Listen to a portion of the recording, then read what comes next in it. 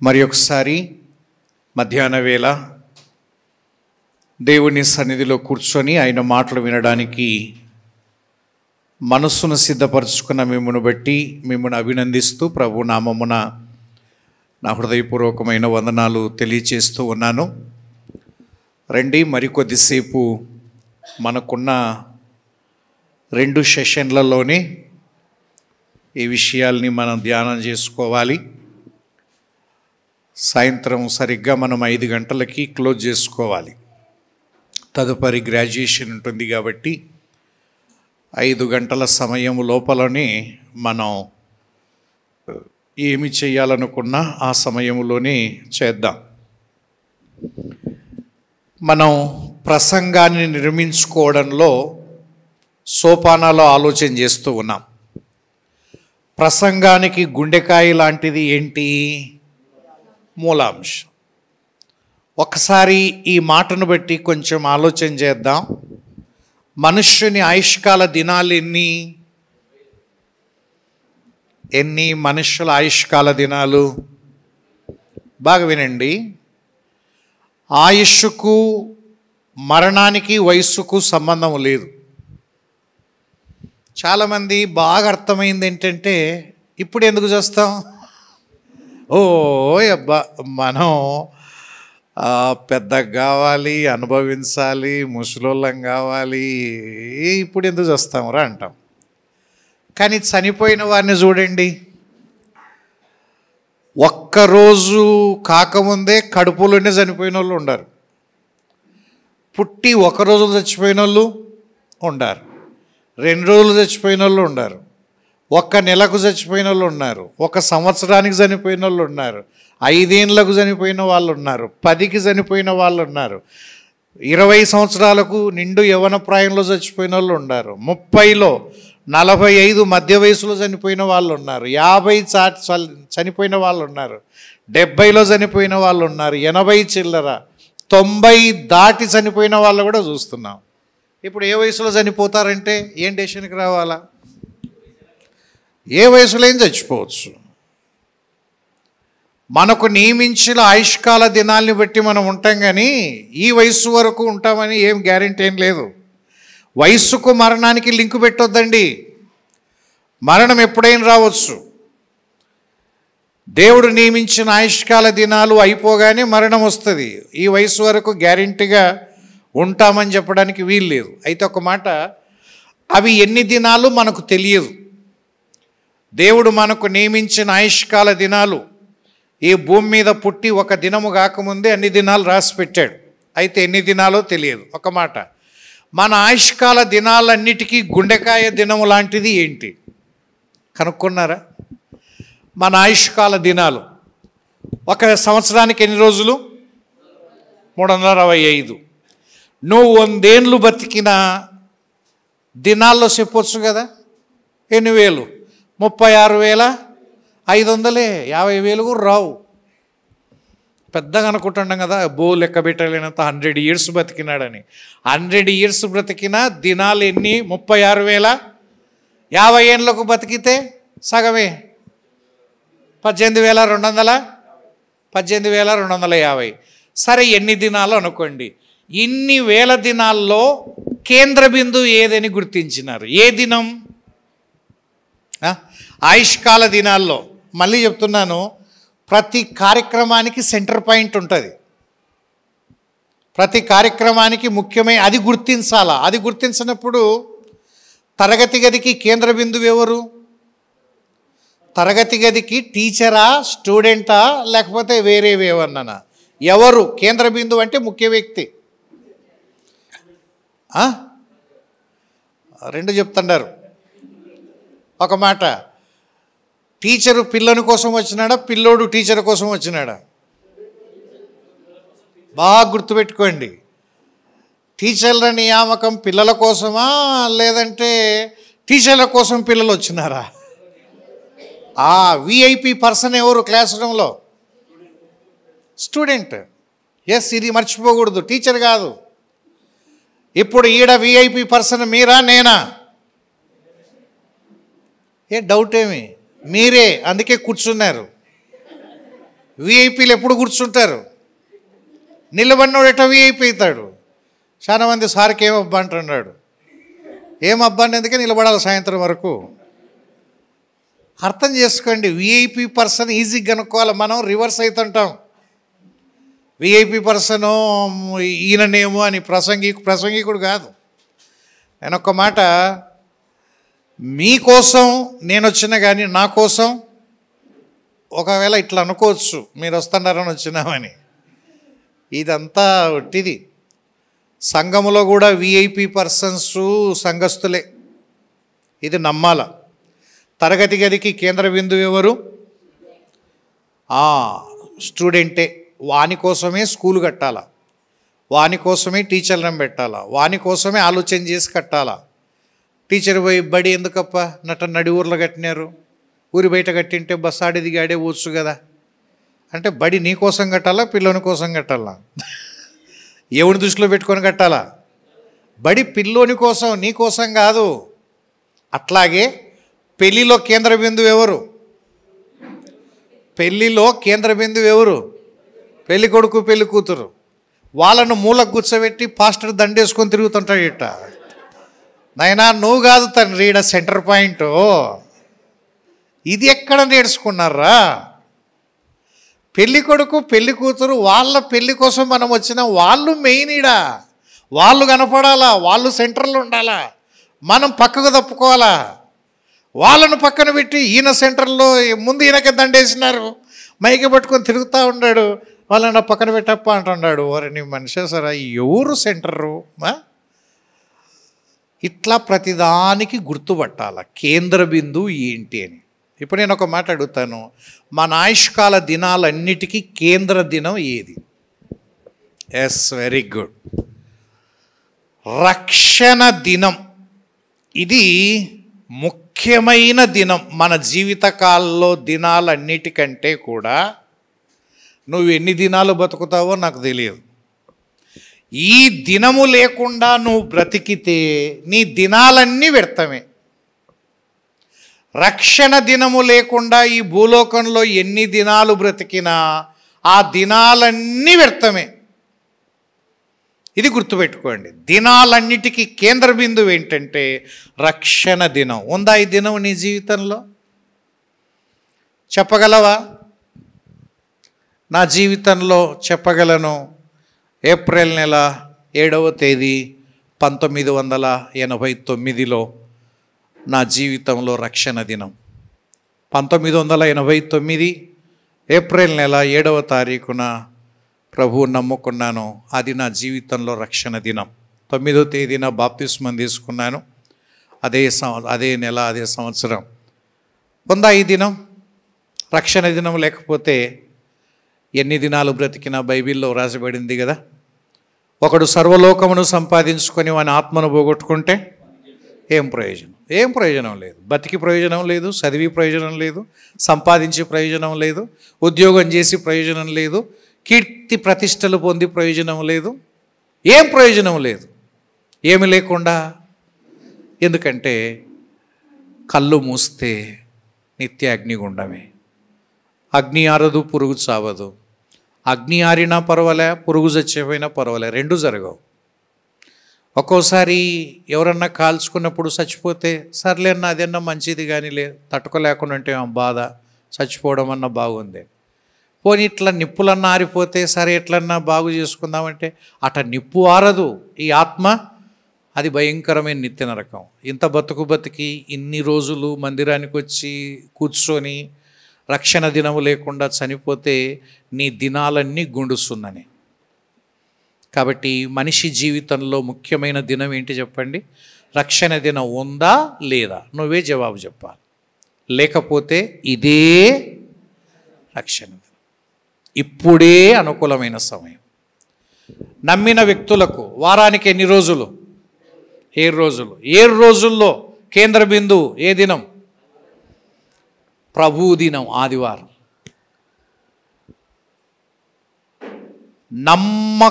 నమ్మిన దినము ముఖ్యమైనది మనకు, రక్షణ దినం. రక్షించబడిన ప్రతి విశ్వాసికి ప్రత్యేకమైన దినం ఏంటి? ఆదివార దినం. ఇది రెండవ దినం. ముఖ్యమైన దినాలు మంచివి చెడ్డవి అంటుంటారు కదా. ఒక పరిశుద్ధులుగా, అయ్యా నాకు కూడా మంచి దినాలు ఉన్నాయి చెప్పమంటావా? ఒకటి, నేను రక్షణ పొందిన దినం, నాకు అత్యంత ఇష్టమైన దినం. రెండవది, నేను బ్రతికినంత కాలం వారములో మొదటి దినం ప్రభు దినం. అది ప్రత్యేకమైన దినము నాకు. ఏ దినం అన్ని దినాల మాదిరి ఆదివారాన్ని చూడకూడదు. ఆదివారం ఒక ప్రత్యేకమైన దినం బతికినంత కాలం విశ్వాసిగా. ఇక మూడవది, సార్వత్రిక సంఘానికి అందరికీ ప్రధానమైన దినం ఏ దినం తెలుసా? ప్రభువచ్చు దినం. ఇంతకంటే ఇంకా శుభదినాలు అశుభదినాలు మనకేం ఉండకూడదు కూడా. 3 దినాలు: రక్షణ దినం, ప్రభు దినం, ఆదివారం, ప్రభు వచ్చే దినం. ఎదురు చూసుకుంటా బతకడం. ఏ దినం వస్తాడో మనకు తెలియదు.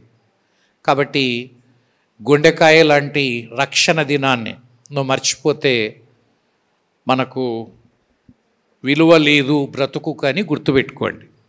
సో ఇప్పుడు ప్రసంగాన్ని రాసుకునేటప్పుడు ఫస్ట్ మనకేమర్థం కావాలి చెప్పండి? మూలాంశం. ఒక ఎగ్జాంపుల్ చూద్దాం. ఎగ్జాంపుల్, మూలాంశం 100వ కీర్తన చెప్పండి. కీర్తన 100వ కీర్తన 100వ కీర్తన మొదటి 3 వచనాలు.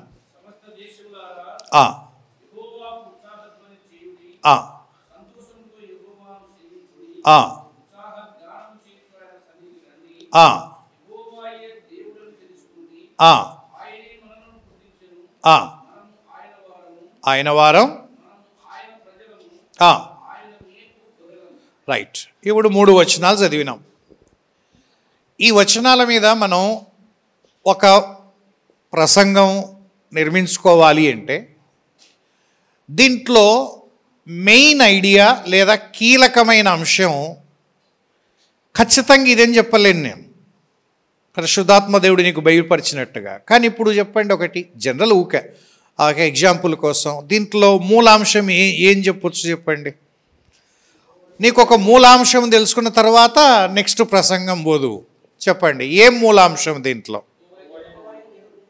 యెహోవాయే దేవుడని తెలుసుకొనుడి. యెహోవాయే దేవుడని తెలుసుకొనుడి అంటే ఏదైనా ఎన్నుకునే స్వేచ్ఛ ఉంది, కానీ దాన్ని నిరూపించే భాగాలు అక్కడ ఉన్నాయా? అటువంటి అంశప్రధాన ప్రసంగానికి ఎన్నుకోవడంలో తప్పులేదు. కానీ ఇంకొక రకంగా చెప్పండి, ఇంకొకటి చెప్పండి. వేరే వారు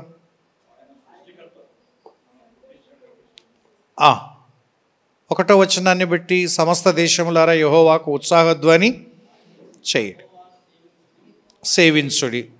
ఒక మాట సింపుల్గా చెప్పాలంటే మనము దేవుణ్ణి ఎందుకు స్తుతించాలి? దేవుణ్ణి ఎందుకు స్తుతించాలి? ఈరోజు నేను చెప్పబోయే ప్రధాన అంశం ఏంటంటే మనము దేవుణ్ణి ఎందుకు స్తుతించాలో చూద్దాం. దేవుణ్ణి ఎందుకు స్తుతించాలి? ఒక దేవుని బిడ్డగా దేవునికి ఎందుకు కృతజ్ఞత అర్పణలు చెల్లించాలి, స్తుతించాలి? ఒక్క మాటలో దేవుణ్ణి ఎందుకు స్తుతించాలి? ఈ ఒక్కటి వాళ్ళ మైండ్లో పడాలి. దేవుణ్ణి ఎందుకు స్తుతించాలి? దేవుణ్ణి ఎందుకు స్తుతించాలి? ఎందుకు స్తుతించాలి అంటే ఆ భాగములో ఒక 3 కారణాలు వెలికి తీస్తే చాలు. 3 కారణాలు ఏంటి చెప్పండి? నంబర్ 1, ఆయనే మనలను పుట్టించారు. ఇది ఒక కారణం. ఎందుకు ఆయన స్తుతించాలి అంటే సింపుల్గా ఆయన మనల్ని పుట్టించినవాడు. రెండవది, మనము ఆయన వారం. ఉంది ఆ పదం? మనం ఎవరం? ఆయన వారం. ఇది రెండవ కారణం. మూడవది ఏముంది అక్కడ? మూడవది ఆయన ప్రజలు. ఈ 3 కారణాలు చెప్పి ఒక చిన్న ప్రసంగం చేయొచ్చు సింపుల్గా. దేవుణ్ణి ఎందుకు స్తుతించాలి? దేవుడే మన సృష్టికర్త. 2, మనము ఆయన వారం, మనము ఆయన ప్రజలు. సృష్టించబడినది సృష్టించిన వారిని ఏం చేయాలా? స్తుతించాలి. ఎవరి వారు ఆయనను స్తుతిస్తారు. మనం ఆయన వారం కాబట్టి ఆయన్ను స్తుతించాలి. మూడవది, మనం ఎవరి ప్రజలం? ఆయన ప్రజలం. సింపుల్గా దాని మీద మీరు ఎన్నైనా ఇంకా మనం దాని మీద స్ట్రక్చర్ చేసుకోవచ్చు. మనకు బేస్ దొరికింది, మెయిన్ ఐడియా దొరికింది. ఇదే మెయిన్ ఐడియా అని ఖచ్చితంగా చెప్పను సుమా, మీ ఇష్టం. దానికి బాగా 1, 2, 3 సార్లు పరిశీలించి చదువుకొని ఈ భాగంలో నుంచి మెయిన్ ఐడియా ఏం తీసుకోవచ్చు. ఇంకొక ఎగ్జాంపుల్ చూడండి, 146వ కీర్తన తిప్పండి. ఒక ఎగ్జాంపుల్, మెయిన్ ఐడియా ఎట్లా సెలెక్ట్ చేసుకోవాలా. 146వ కీర్తన, 146వ కీర్తన ఎన్ని వచనాలు ఉన్నాయి? 10 వచనాలు ఉన్నాయి. 10 వచనాలు. 146వ కీర్తన 10 వచనాలు. ఈ 10 వచనాలను అట్లా జాగ్రత్తగా ఆలోచన చేస్తే మెయిన్ కీ పాయింట్ ఏం తీసుకుంటే బాగుంటుంది. ఈ కీర్తన ధ్యానం చేయాలి అంటే ఒకటి చూడండి, 5వ వచనం చదువుతారా? 5వ వచనం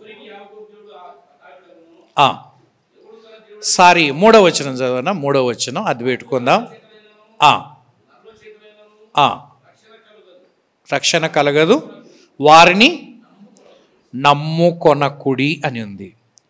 వారిని నమ్ముకొనకుడి అంటే మరి ఎవరిని నమ్ముకోవాలని? అంటే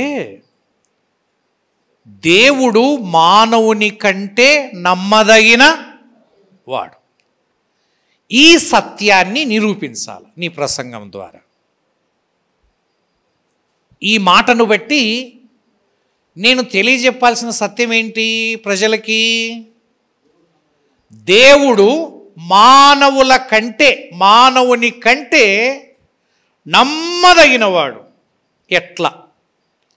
ఎట్లా చెప్పగలవు ఈ భాగంలోని బట్టి?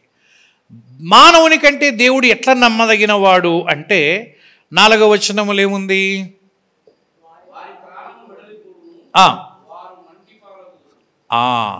అంటే మనుషులు ఏమవుతారు?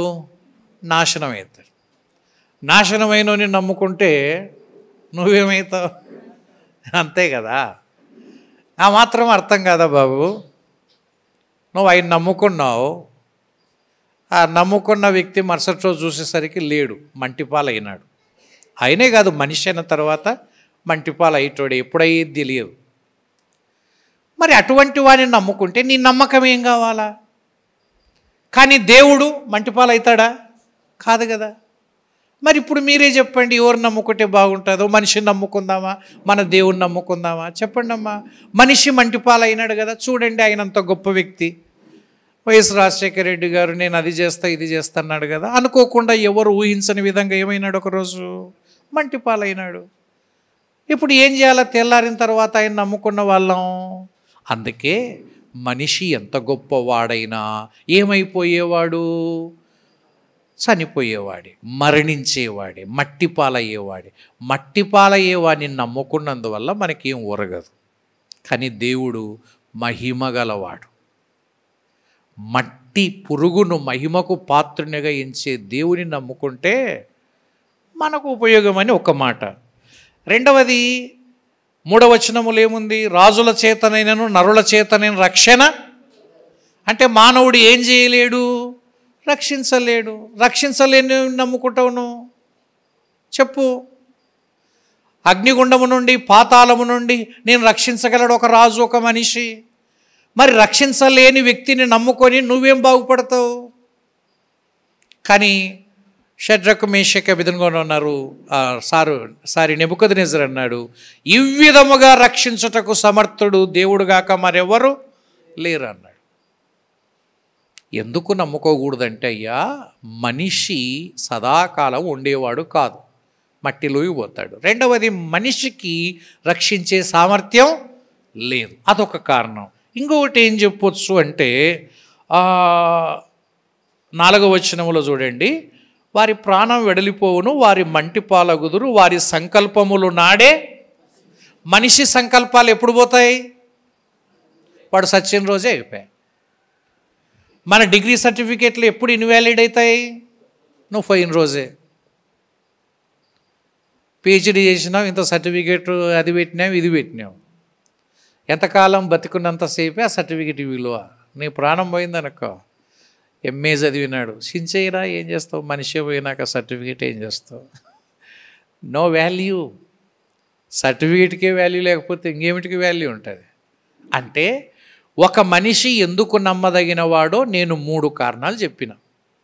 మనిషి నిలబడేవాడు కాదు, వెడలిపోయేవాడే. వెడలిపోయేవాడిని నమ్ముకుంటే, ఇప్పుడు లోకల్గా ఉండేవాళ్ళు ఈడొండతో నమ్ముకోవాలి, కానీ నన్ను నమ్ముకుంటే 7:30 ఉండను నేను ఈడ. నా వెనకమ్మడి పడితే ఏం చేస్తారు? నేను వెళ్ళిపోయేటోడిని, 2 రోజులు ఉండడానికి వచ్చింది తప్పితే ఉండడానికి అయితే రాలేదు.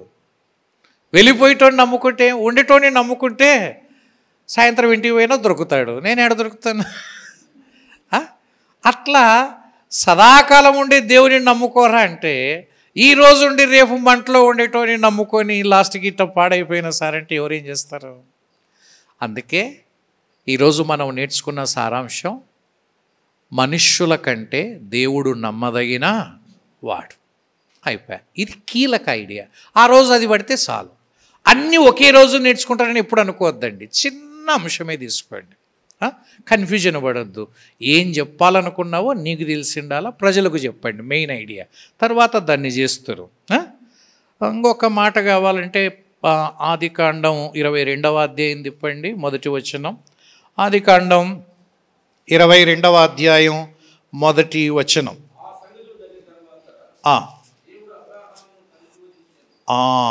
ఇదొక చిన్న వాక్యం. దేవుడు అబ్రాహామును పరిశోధించాడు. దేవుడు అబ్రాహామును ఎన్ని సందర్భాల్లో నువ్వు ఇవి త్యాగం చేయాలని చెప్పినాడు, అడిగినాడో తెలుసా? దేవుడు ఒక్కోసారి కొంతమందిని అడుగుతాడు, నువ్వు విడిచిపెట్టాలని. అబ్రాహాముని ఎన్నిసార్లు అడిగినాడు? మొదటిసారి 12వ అధ్యాయంలో నీ ఊరు నీ ఇంటి వారిని వదిలిపెట్టాలన్నాడు, అదొక పరిశోధన. 2వసారి నీకు హాగరుకు పుట్టిన ఇష్మాయిలు మీద నీ ఆశ వదిలేసుకో, వాడు నీ కొడుకు కాడు. ఓపెన్గా చెప్పాడు. ఇష్మాయిల్, అబ్రాహాం మనసు అంతా ఎవరి మీద కనిపిస్తుంది మాటికి? ఇష్మాయిల్కి వెళ్ళే, ఎట్లయినా పుట్టినోడే కదా అని. కానీ దేవుడు అన్నాడు, నీకు ఒక్కడై ఉన్న కుమారుడు అంటే నీకెంతమంది కొడుకులు అని చెప్పాలి అబ్రాహాం? 2 అనకూడదు. ఎంతమంది? ఒక్కరే. దేవుడు ఎంతమంది? ఒక్కరే. మీ దేవుడు మా దేవుడు, మా దేవుడు మా దేవుడు కాదు. కొంతమంది భలే వాదన చేస్తారు, ఏం దేవుడా మీ దేవుడు, నన్ను నమ్ముకోకపోతే నరకని పోతారంటారా? అందుకే మీ దేవుడు అంటే మాకు రేగుతుంది చూడంటారు. ఎందుకు రేగుతుందంట వాళ్ళకు? ఎందుకు రేగుతారంటే, మా దేవుళ్ళు అనని మాట అన్నాడు, నన్ను నమ్ముకుంటేనే పరలోక రాజ్యం పోతారు, నన్ను నమ్మకపోతే నరకని పోతారంటారా? మా దేవుళ్ళు ఒకడన్నా అన్నారా అట్లా? అట్లా అంటేనే మాకు రేగేది చూడు. మేము ఎవరినైనా కలుపుకుంటాం కానీ మీ దేవుడిని మాత్రం కలుపుకోం చూడప్ప. మిమ్మల్ని కలుపుకోం, మీ దేవుని. మీ దేవుడే అట్లా మాట్లాడతాడు. మా దేవుళ్ళు అట్లా అన్నారా? ఎవరన్నా అట్లా అన్నారా? నిజమే. ఇప్పుడు ఆడ బండి ఉంది బయట, నాది అనుకోండి, ఎవరిది ఈ బండి అంటే ఏమంటాను? నాదే అంటాను. మిగతా వాళ్ళందరూ ఏమంటున్నారు? మనదే మనదే అంటున్నారు. మిగతా వాళ్ళందరూ ఏమంటారు? ఈ బండి ఎవరిది అంటే మనదే మనదే. ఇప్పుడు నేనేమన్నా నాది అన్నా, అడిచి అందరూ మనది మనది అంటుంటే నువ్వేమో నాది అంటుండవు. ఎంత గర్వంరా నీకంటే? గర్వమా ఇది? నా బండి నాదే అన్నప్పుడు గర్వం అవుతుందే? నా బండి నాదని చెప్పడానికి మనదంటే వంది కాదని అర్థం. ఎందుకు చెప్పలేరు? నన్ను నమ్ముకోతే మీరు నరకాన్ని పోతారని ఎందుకు చెప్పలే? అక్కడ చెప్పమను, వాళ్ళు కూడా చెప్పమను. ఎవరు వద్దంటారు? చెప్పలేకపోతేనే దాంట్లో కనిపిస్తుంది. నేను తప్ప నీకు వేరొక దేవుడు ఉండకూడదని గంటాపదంగా చెప్పిన వాడు దేవుడు. కానీ అందరూ దేవుళ్ళే నేను ఒక్కడిని అంటే చాలామందికి అది అర్థం కావడంలే. మన జీవితాల్లో గుర్తుపెట్టుకుందాం, దేవుని కంటే నమ్మదగిన వాడు లేరు. ఎన్నోసార్లు పాట పాడుతుంటాం, నీకంటే నమ్మదగిన దేవుడెవరయ్యా, నీవుంటే. మర్చిపోయినావా? కొన్ని పాటలు పాడి పాడి ఇంక అప్పటికి వదిలేస్తాం. మళ్ళీ కొత్త పాటలు వస్తే అవి మర్చిపోతాం. నమ్మదగిన దేవుడు ఎవరున్నారు చెప్పండి ఆయనకంటే? ఏ మనిషి నమ్మదగినోడు? మీ అమ్మ నమ్మదగినది కాదు, మీ నాయన నమ్మదగినోడు కాదు, ఏ మనిషి కూడా. అందుకే దేవుని కార్యాలు కూడా ఈ మనిషి మీద ఆధారపడి చేయకూడదు. ఎవరి మీద ఆధారపడి చేయాలా? దేవుని. ఎందుకంటే దేవుడు ఎల్లకాలం ఉంటాడు. ఏ డౌట్ వచ్చినా, ఏ కష్టం వచ్చినా ఆయన తీరుస్తాడు, చేస్తాడు. మనిషి అనుకో, ఈరోజు నీ మీద ఆధారపడి నేను ఒక కార్యం ఆరంభిస్తే నువ్వు పోతే ఏం చేయాలి నేను?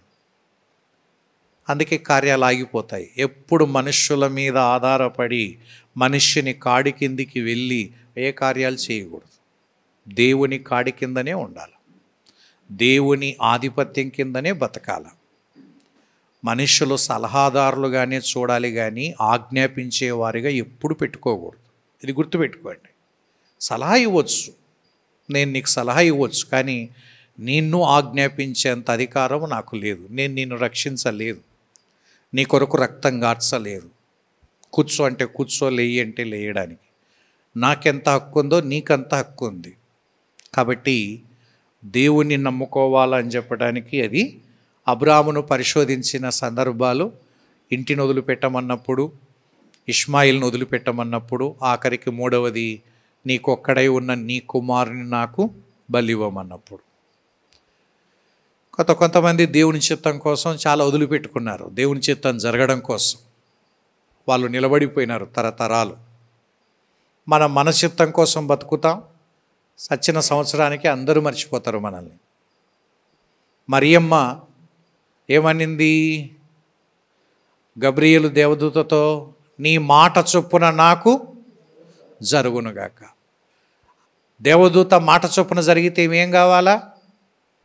గర్భవతి కావాలి. గర్భవతి అయితే ఏమొస్తుంది? మీకు దండలేయరు. ఏమొస్తుంది? అవమానం వస్తుంది. అవమానం కదా. ఏం మరియమ్మ నువ్వు చాలా మంచిదనం అనుకుంటేనే, వా నువ్వు కూడా ఇట్టడి దానివేనా తల్లి, వా ఎంత భక్తి ఉందని మేము అనుకుంటుంటే బంధువులు అనరా? ఇప్పుడు ఇన్ఫర్మేషన్ ఇచ్చిందన్న మరియమ్మ గర్భవతి అంట. మన మరియమ్మ ఏదో ఒకసారి ఫోన్ ఆ పాపకి, ఏమ్మా తల్లి ఇట్లా చేసినావు, ఇవన్నీ అనుకుంటే గబ్రియేలు దూత గారు ఒక్క 5 నిమిషాలు ఊహించుకున్నా, నేను గర్భవతి అయితే ఏమవుతుంది అని. నాకు కాబోయే భర్త యోసేపు ఇట్లా చూస్తాడు, నిజం చెప్పు, ఉత్తుత మాటలేందుకు అంటాడు. అప్పుడు నేను ఏం చెప్పాలా? మా అమ్మ, మా నాయన, మా అన్నదమ్ములు, మా బంధువులు, వద్దులే సార్ వేరే వాళ్ళని చూసుకోండి, నాకు వద్దు, ఈ అవమానాలు వద్దు, ఏదో నెమ్మదిగా బతుకుతాడా అని అనుకోవాలి. కానీ మరి అవి ఏం ఆలోచించకుండా నీ మాట చొప్పున నాకు జరుగునుగా. కొద్ది దినాలు అవమానపడింది, కానీ 2022 సంవత్సరాలు అయింది. అన్ని తరాల వారు ఆమెను ఏమని పిలుస్తున్నారు? ధన్యురాలు. ఆహా, దేవుని చిత్తం కోసం అవమానాన్ని వదిలిపెడితే తరతరాలు నిలిచిపోయింది. మనం మన చిత్తం కోసం బతుకుతాం 100 ఏండ్లు, చచ్చిపోయిన సంవత్సరానికి ఈడ అన్న ఉండాలనే, ఏమో ఉన్నట్టుండే అబ్బా అయిపోయా, ఏం పొడిచినావు? దేవుని చిత్తం కోసం వదిలిపెట్టండి. కొన్ని కాలాల పాటు నిలబడిపోతారు. ఎట్ట చచ్చేదే, సావకపోతామా చెప్పండి? కానీ మనకు ఒక సైనికుడు ఉన్నాడట. ఆ సైనికునికి మరణకరమైన రోగం ఉందట. అంత రోగం ఉన్నప్పటికీ యుద్ధానికి పోయినంటే చీల్చి చెండాడుతాడంట సైనికుల్ని, శత్రువులను. కత్తి పట్టుకున్నాడంటే నరకడమే ఒక ట్రిప్పుకు 4-5. రాజు చూసినాడట. చూసి ఏమి తెగువ, ఏమి పరాక్రమము, కానీ నా దాసునికి మరణకరమైన రోగం ఉంది, ఈ రోగం బాగా అయితే ఇంకెంత యుద్ధం చేస్తాడో కదా, ఈ రోగం ఉన్నప్పుడే అల్లాడిస్తున్నాడు అందరినీ. మొత్తం దేశమంతా చాటించి గొప్ప వైద్యుల్ని పిలిపించి 1 నెల రోజులు ప్రత్యేకమైన చికిత్స చేసి మరణ రోగకరము నుండి తప్పించినాడంట. ఇంకా సావడు అని బాగుపన్నాడు. ఇప్పుడు యుద్ధానికి పోతే చూడాలా మా సైనికుని పరాక్రమం, అప్పుడు రోగంతోన్నప్పుడే అల్లాడిస్తుండే కదా అని పోయి పంపిస్తే సైనికులు ముందు పంపించి వెనక నిలబడతాడంట. ఏమన్నా పోరా పోరా పోరా పోరా అని. రాజుకు అర్థం కాలే, ఇదేవిరా అప్పుడే దూసుకుపోతాండే. పిలిచినాడు, నాకేం అర్థం కాలే, ఇంత ఖర్చు పెట్టించి నిన్ను బాగు చేసి చాలా పొడుస్తావని నేను రెడీ చేస్తే ఏం వెనక నిలబడుతున్నావంటే, రాజా అప్పుడంటే సావు భయం ఉండే, ఎట్ట సచ్చేటోన్ని, ఆ సచ్చేది యుద్ధంలో చేస్తే పరమవీర చక్రం వస్తుంది, నంబర్ 1. నంబర్ 2, చెక్కులు 10 లక్షలు యుద్ధంలో చచ్చిపోయాడు, నా కొడుకులకు ఉద్యోగం వస్తుంది అని దూసుకుపోతుంటే ఇంకా ఎట్ట సచ్చటోనే, ఆ సచ్చటే చస్తాం పారా అని. మరి ఇప్పుడేమైందిరా, సావు తప్పింది కదా, ఏడ చస్తానని భయం అవుతుంది సార్ అంటున్నాడు. శత్రువు కత్తి పడితే ఏడ చస్తుంది అని. అట్లా మనం కొన్ని సందర్భాల్లో దేవుని కొరకు ఏడ వదిలిపెట్టుకుంటే ఏమవుతుందో, ఏడ నష్టపోతారు అనుకుంటున్నావు కదా. మన చిత్త ప్రకారం బ్రతికినంత కాలం ఏమీ పొందుకోలేం. దేవుని చిత్తం కొరకై ఆదిమ సంఘం చరాస్తులను వదులుకున్నారు. మరియమ్మ గౌరవ మర్యాదలు వదులుకుంది. అబ్రహాము ఏం వదులుకున్నాడు? ఇంటి వారిని వదులుకున్నాడు. ఇష్మాయిలు కొడుకును వదులుకున్నాడు. ఆఖరికి ఇస్సాకును వదిలిపెట్టుకోవడానికి ఇష్టపడ్డాడు. ఇట్లా చెప్పండి, లిస్టు పెట్టండి వదిలిపెట్టుకోవడానికి. ఎస్తేరు ఏం వదిలిపెట్టుకుంది దేవుని చిత్తం జరగడం కోసం? మొదటిసారి అనింది, ఏమ్మా రాజుతో మాట్లాడిపో మొర్దెకై అని చెప్తే, లేదు బాబాయ్, ఏమవుతాడు మొర్దెకై? కానీ కుమార్తెలాగా పెంచుకున్నాడు. వరుసకు వేరు కానీ పెంచిన బంధం మాత్రం కుమార్తె లెక్క. ఏమంటే రాజు పిలువకుండా రాజు సన్నిధికి పోతే మరణమే గతి. రాణులకైనా ఆనాటి రాజ పద్ధతి అది. ఇప్పుడు మొర్దెకై అన్నాడు, అమ్మా ధర్మం న్యాయం అనుకుంటుంటే అయ్యే పని కాదు, రాజు పిలిచాలా, నేను పోవాలంటే అంత లోపల అందరం పోతాం. నిన్ను ఎందుకు అంతఃపురంలో పెట్టినాడు ఒకసారి ఆలోచన చేయి. ఈ సమయం కోసమే నేను పెట్టినది. మీ అమ్మ మీ నాయన సచ్చిన అనాథవు నువ్వు. ఒక అనాథ రాణి కావడం ఎన్నడూ చూడలే. కానీ ఎందుకు రాణి చేసినాడంటే, తన ప్రతినిధిగా అంతఃపురంలో నువ్వు ఉంటావని, తన పని చేస్తావని దేవుని నిన్ను రాణిగా ఆడబెట్టినాడు. అంతేగాని రాజభోగాలు అనుభవించడానికి నేను రాణి చేయలేమ్మా. నువ్వు దేవుని పక్షాన పనికొస్తావని నిన్ను నా స్థానంలో పెట్టినాడు. మరి ఈ టైంలో నోరు మూసుకుంటే దేవుడు రక్షించలేక కాదు, కానీ నీ ప్లేస్ పోతుందేమో జాగ్రత్త చూసుకో అన్నాడు. అప్పుడు ఆమెకు డెసిషన్కి వచ్చింది, నేను నశించి రాజు దగ్గరికి వెళ్ళడం న్యాయ విరోధమైనా వెళ్తాను. చంపితే చస్తాను, లేకపోతే బ్రతుకుతాను.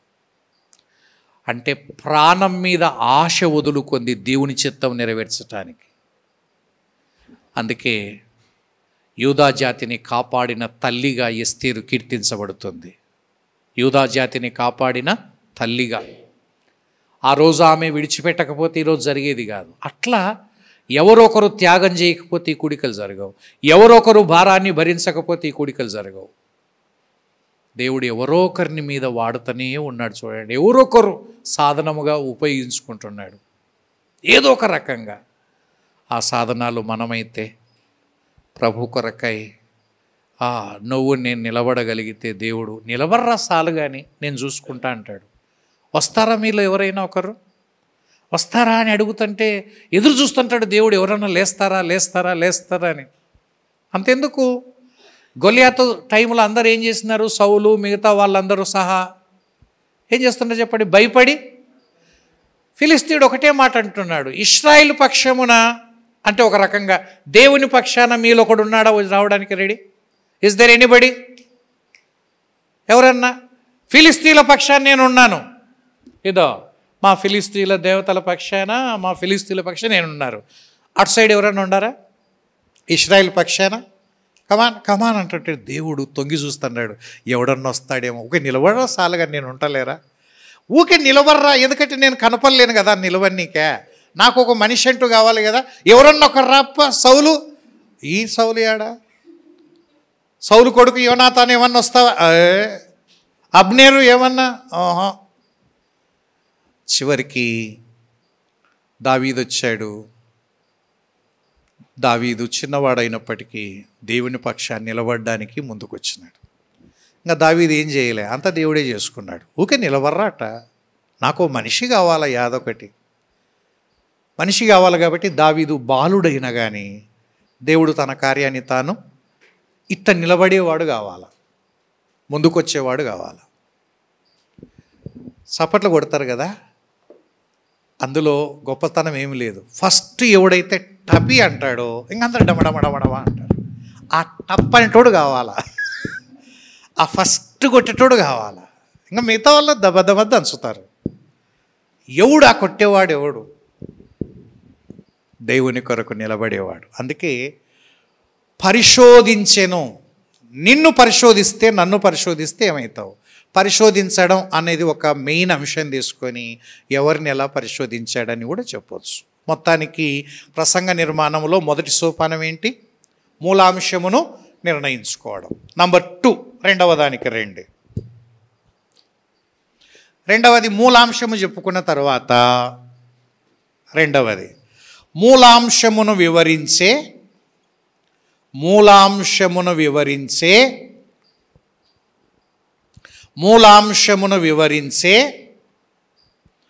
కీలక అంశాలు.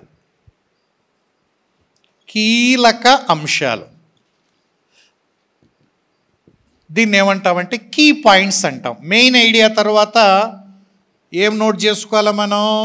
Key points.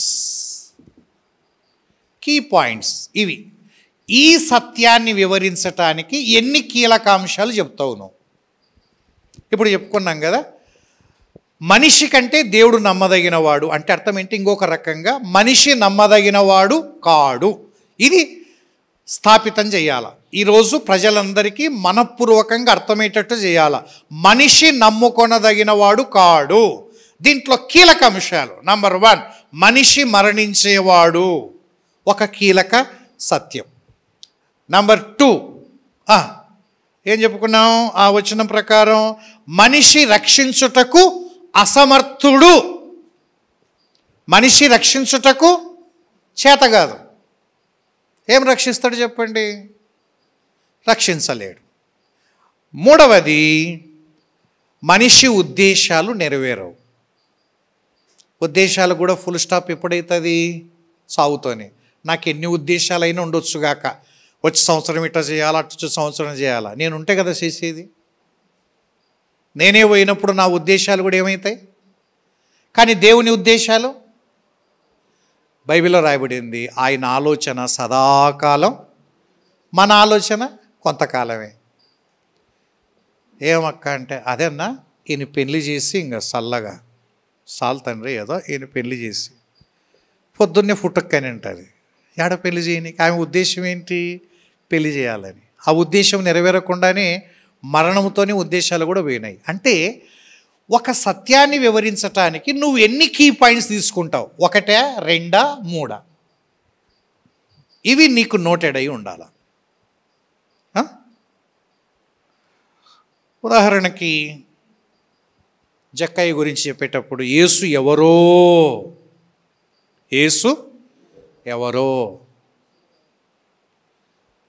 Main idea. ఇది జక్కయ్య ప్రశ్ననే కాదు, ఈరోజు లోకమంతటి ప్రశ్న. యేసు ఎవరో? ఎందుకు ఇంత కీర్తించబడుతున్నాడు? ఎందుకు ప్రకటించబడుతున్నాడు? ఎందుకు స్వీకరించబడుతున్నాడు? ఎందుకు ఆయన అంగీకరించబడుతున్నాడు? ఎందుకు ప్రపంచవ్యాప్తంగా జన్మదినాలు చేస్తున్నారు? ఎందుకు ఆయన గురించి ఇంతగా వివరిస్తున్నారు? ఏంటి? Who is he? ఎవరు ఆయన? యేసు ఎవరు? 1, 2, 3. ఇది కీలక పాయింట్ అయితే ఇవి కీ పాయింట్స్. ఒకసారి మార్కు సువార్త చూడండి. ఆ మార్కు సువార్తలో 5వ అధ్యాయం, మార్కు సువార్తలో ఒక కీలక పాయింట్, దాని మూలాంశం చూడండి. కీలక పాయింట్లు అట్లా చూద్దాం.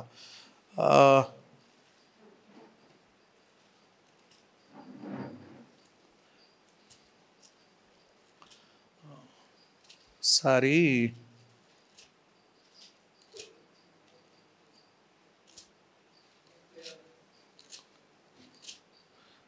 లూకాసు వార్తన కుష్ఠరోగి ఆయనకు ఎదురుగ్గా వచ్చి, మార్కులోనే చూద్దామా, 1:40.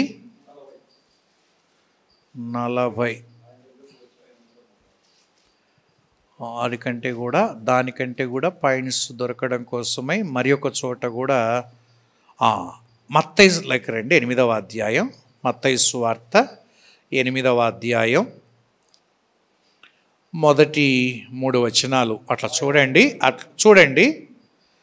మొదటి 3 వచనాలు అలా మనసులో. కొండ మీద నుండి దిగి వచ్చినప్పుడు బర్జన సమూహంలో ఆయన వెంబడించెను.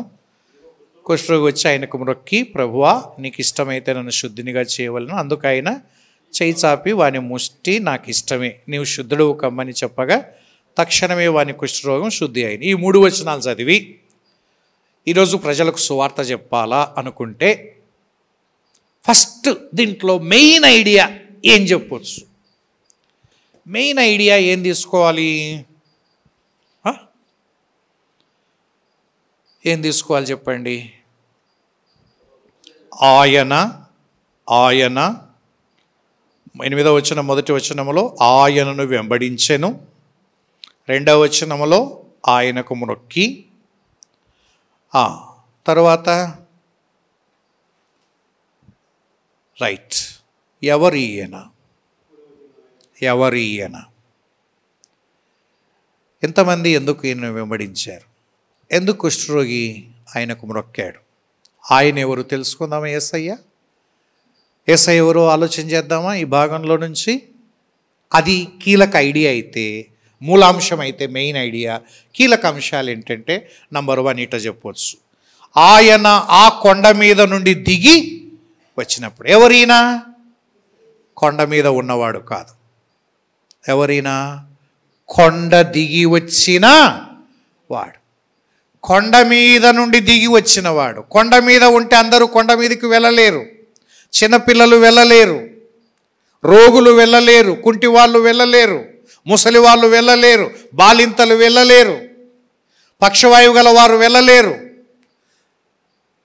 యేసుక్రీస్తు యొక్క ప్రత్యేకత ఏంటో తెలుసా? ఆయన కొండ మీద ఉన్న దేవుడు కాదు, కొండ దిగి వచ్చినవాడు, పరలోకము నుండి దిగి వచ్చినవాడు, నీ దగ్గరికి మన వరకు వచ్చినవాడు, అందరికీ అందుబాటులో ఉండడానికి వచ్చినవాడు. ఫస్ట్ కీలక పాయింట్. యేసు ఎవరు? కొండ మీద నుండి దిగి వచ్చిన వాడు. నేటి దినాల్లో కొండ మీదకి ఎక్కి రమ్మంటుండారు కానీ దిగొచ్చేటోడు రండమ్మా రండి. అసలుకి రండి అనేది దేవుని ఆజ్ఞనే కాదు. అంటే ప్రజల్ని మన దగ్గరికి కాదు, ప్రభు దగ్గరికి రండి లేండి. నేను పలానా చోట అంటాను, మీరు దగ్గరికి రండి అట కాదు. ప్రభు చెప్పిన మాట ఏంటి? మీరు సర్వలోకమునకు వెళ్ళి. మనలో ఎవడు కూడా ప్రజల్ని రండి అని పిలవకూడదు.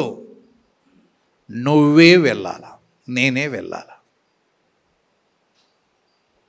ఒకచోట టెంట్ వేసుకొని 10 ఎకరాలు తీసుకొని కడుపులో సల్ల కదలకుండా ఒకసారి వచ్చినోన్ని 7 వారాలు రమ్మని ఇంకొకరిని కట్టేసుకుంటా, పక్కన ఒకటి బిల్డింగ్ కట్టి ఇది కట్టి, దేవుని సువార్త ఇదా? ఏ ఊర్లో ప్రభువుని నమ్ముకుంటారో ఆ ఊర్లో సంఘం ఏర్పడాలి, ఆ ఊర్లో సత్యానికి స్తంభముగా నిలబడాలి. మన దగ్గరకు వచ్చి ఏం చేస్తారు? నువ్వు దేవునివే, నీ దగ్గర రానికే.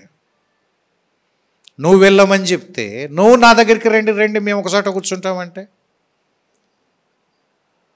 దేవుడు మన దగ్గరికే వచ్చినోడు, నువ్వు మన ప్రజల దగ్గరికి పోవడానికి నీకేమంత బాధ? దేవుడే పరలోకాన్ని నుండి ఇక్కడ దిగి వస్తే నువ్వు నీ ఊరిని వదిలిపెట్టి వెళ్ళడానికి చేత కాదు. అందరూ నీ కాటికే రావాలా. ఇది ఒక మహా సామ్రాజ్యం కావాలి అంటే అది దైవచిత్తం కాదు. ఇది గుర్తుపెట్టుకోండి. ప్రజల దగ్గరికి మనమే వెళ్ళాలి కానీ ప్రజల్ని దగ్గరికి పిలిచకూడదు. ఒక మాట అంటాను, ఇంత దూరం పిలిచే బదులు నువ్వే పో, వాటికి నువ్వే పో, ప్రజలకు క్షేమం కలుగుతుంది, ఆ కష్టం ఏదో నువ్వే అనుభవించు. కానీ మనకు అట్లలే, అందరూ వాళ్ళే రావాలా, వాళ్ళే పోవాలి. ఇదేం రాజకీయ సభనా? ఇదేమన్నా రివ్యూ మీటింగా?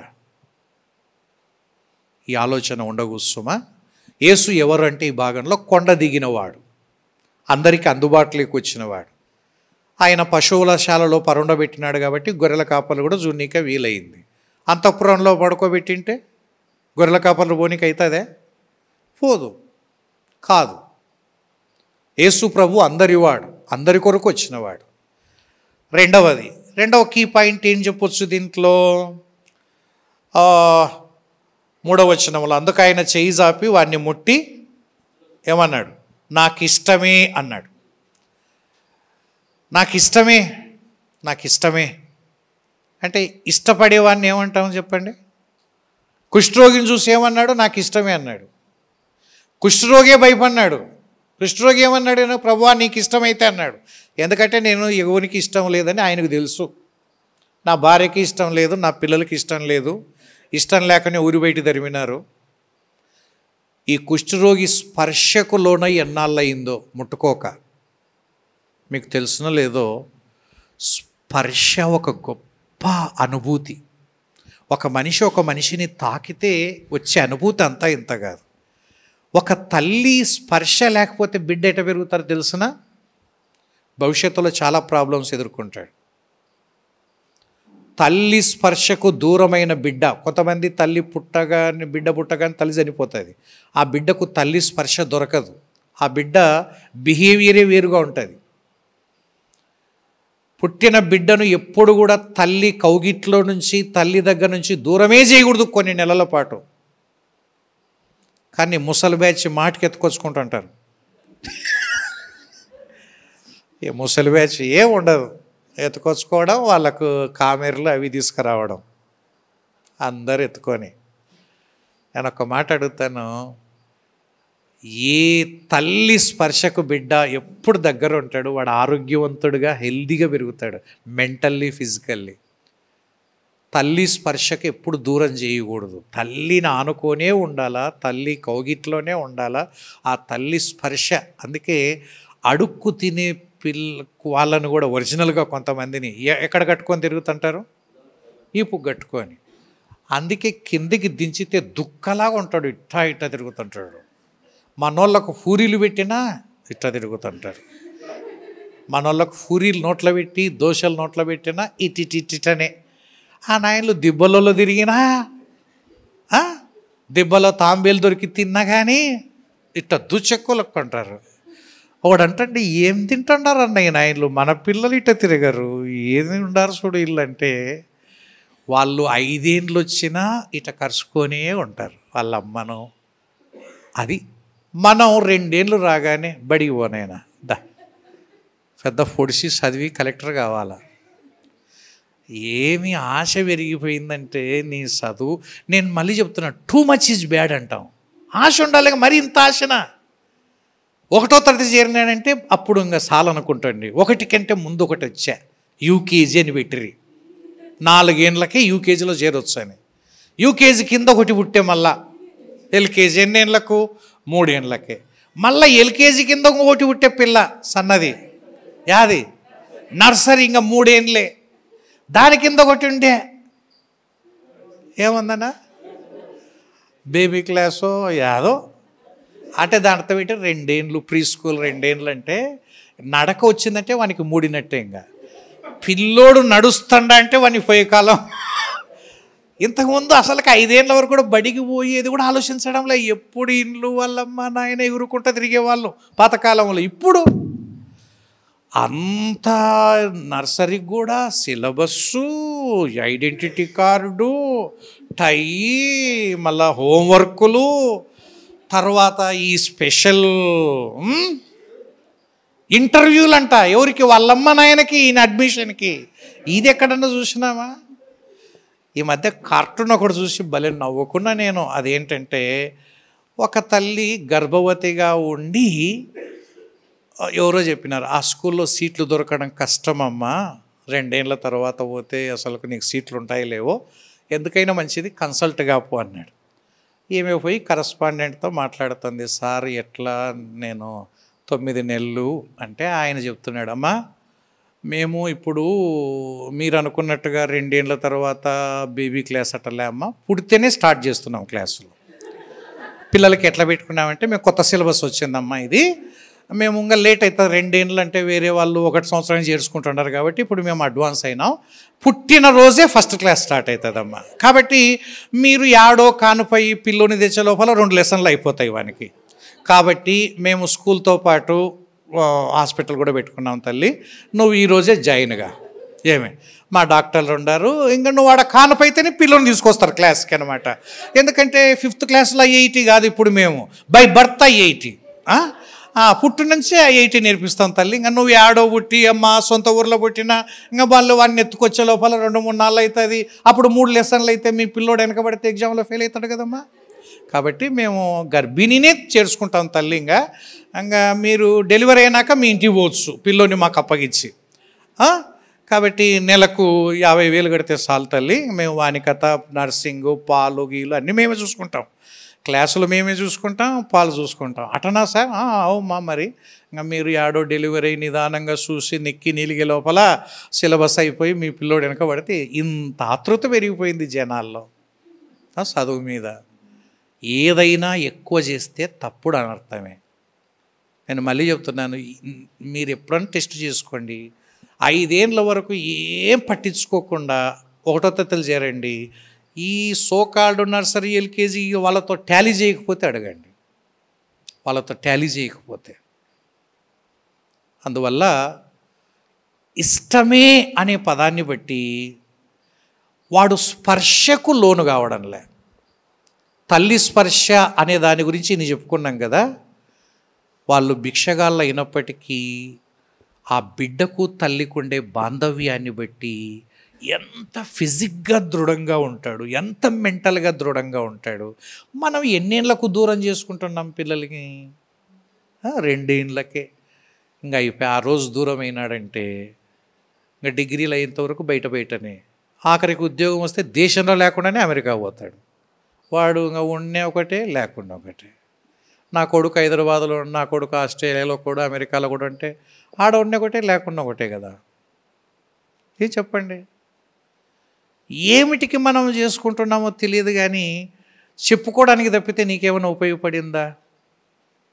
2 వ్యక్తులు గ్రూప్ 1 ఆఫీసర్స్ చేసి 80 సంవత్సరాలు పైబడి ఇంట్లో ఎవరూ లేక 3 కొడుకులు ఉండి కూతురుండి అందరూ ఫారిన్లో చదివినారు.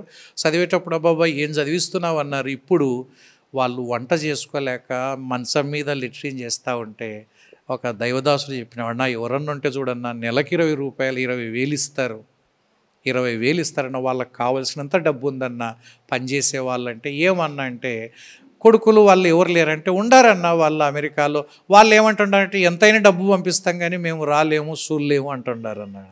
ఎంతైనా డబ్బు పంపిస్తామంటే వీళ్ళు మీ డబ్బు మాకెందుకమ్మా, నాకే దండిగా ఉంది, నేను పెట్టుకోలేనా అంటున్నాడు. కాబట్టి ఎవరన్నా ఉంటే చూడన్నా 20,000 కానీ ఇప్పిస్తా అంటే ఆయన్నే చెప్పినాడు, వస్తారన్నా 2 నాళ్ళు ఉంటారు, అన్నం పప్పు ఏదో బట్టలు ఉతకమంటే ఉతుకుతారు కానీ అవి చేయాలంటే యాడ చేస్తారన్నా, రక్త సంబంధం ఉంటే తప్ప ఇవి ఎవరు చేయగలరన్నా. ఎత్తేయడం కానీ కడగడం కానీ స్నానం చేయడం కానీ ఏదో రక్త సంబంధం ఉంటే తల్లి తండ్రి అనేది ఏదన్నా ఉంటే చేస్తారు కానీ ఏమి లేనోడు డబ్బులు ఇస్తే చేస్తారన్న ఇవి అందుకే చేయడం లేదు. అప్పుడు అనిపించింది, పక్కనుండే వాళ్ళకు పిల్లలు లేకపోయినా ఒకటే, వీళ్ళకు 3 పిల్లలు ఉండి కూడా ఒకటే. బాగా ఆలోచన చేయండి. అందువల్ల స్పర్శకు వాడు దూరమైనాడు. అందుకే ప్రభువా నీకు కూడా ఇష్టమేనా ప్రభువా నేను అన్నాడు. ప్రభు ఇష్టమే అన్నాడు. దాన్ని బట్టి ఒక పాయింట్ చెప్పాలి. యేసు ఎవరు అంటే ఆయన అందరినీ ఇష్టపడేవాడు, ప్రేమించేవాడు. ఆ పదాన్ని బట్టి ఏం చెప్పొచ్చు చెప్పండి? యేసయ్య కుష్ఠరోగిని కూడా ఇష్టపడిన దేవుడు, అంతకన్నా భయంకరమైన పాప రోగిని కూడా నువ్వు నాకు ఇష్టమే అంటాడు. నిజంగా నువ్వు మీ అమ్మకి ఇష్టమా? నువ్వు చేసే తప్పుడు పనులను బట్టి మీ అమ్మ ఇష్టపడలే, మీ నాయన ఇష్టపడలే, మీ వీధులు ఇష్టపడలే, మీ పెద్దలు ఇష్టపడలే. కానీ రాత్రి మధ్యాహ్నం వేళ వినండి, నీ దేవుడు నిన్ను ఇష్టపడుతున్నాడు. కుష్ఠరోగిని ఇష్టపడి ఏం చేసినాడు? పోయి స్నానం చేసిరా పొర ముట్టుకుంటా అన్నాడా? చాలా వాసన ఉండవు, దుర్గంధం వస్తుంది, చీము గారుతుంది. శాస్త్రులు పరిచయులు చూస్తుంటారు, అయ్యగారి కథ తెలుస్తుంది. కొండ మీద ప్రసంగంలో 3 రోజులు దంచినాడు, 3 అధ్యాయులు, 5, 6, 7. ఏం ప్రసంగం? కొండ మీద ఎన్నో నీతులు చెప్పినాడు కదా. ఇప్పుడు కుష్ఠరోగిని ఏం చేస్తాడో చూద్దామని నాకు ఇష్టమేని మాట చెప్పినాడు. వాడిని ముట్టడానికి పోతా ఉంటే వాడు ఎనిక్కిపోతున్నాడు. కానీ వాడిని ముట్టి కౌగలించుకోగా వాడు శుద్ధి ఆయన, స్వస్థపరిచేవాడు దేవుడు. 1 కొండ దిగొచ్చినాడు నీ కోసం. 2 నిన్ను ప్రేమిస్తున్నవాడు. నంబర్ 3 నిన్ను స్వస్థపరిచేవాడు. చాలు, ఈ 3 మాటలు వివరించండి, క్లోజ్ చేసి పడేయండి. సువార్త దీన్ని ఆధారం చేసుకొని చెప్పండి. ఒక మూలాంశం పెట్టుకోండి, దాన్ని వివరించి ఒక 3-4 పాయింట్లు పెట్టుకోండి. 2 చెప్పుకుంటావా, 3 చెప్పుకుంటావా, వివరించండి, క్లోజ్ చేయండి, అంతే. కీలక పాయింట్లు అవి కీ పాయింట్స్ అంటాం. ఇది రెండవది. ఇప్పుడు ఇంకొక మాట, దేవుని యందు నమ్మకం ఉంచాలి. మనుషుల యందు నమ్మకం ఎందుకు ఉంచకూడదో 3 కీలక పాయింట్లు చెప్పినాం. మనిషి చచ్చిపోయేవాడే. 2వది ఏం చెప్పినాం? మనిషి రక్షించుటకు అసమర్థుడు. 3వది ఏం చెప్పినాం? మనిషి చావుతోనే అతని ఉద్దేశాలు కూడా చచ్చిపోతాయి అన్నాం. ఇప్పుడు దేవుణ్ణి ఎందుకు నమ్ముకోవాలా? 146వ కీర్తన 5-10 వచనాలు చూసి చెప్పండి కీలక పాయింట్లు. 146వ కీర్తన తిప్పండి. 146వ కీర్తన 5వ వచనము నుండి 10వ వచనం వరకు చూసి దేవుని యందు నమ్మకం ఉంచాలి. ఎందుకు? కీలక పాయింట్లు చెప్పండి, కీలక అంశాలు దాంట్లో గుర్తుపట్టండి. నంబర్ 1, 5వ వచనం.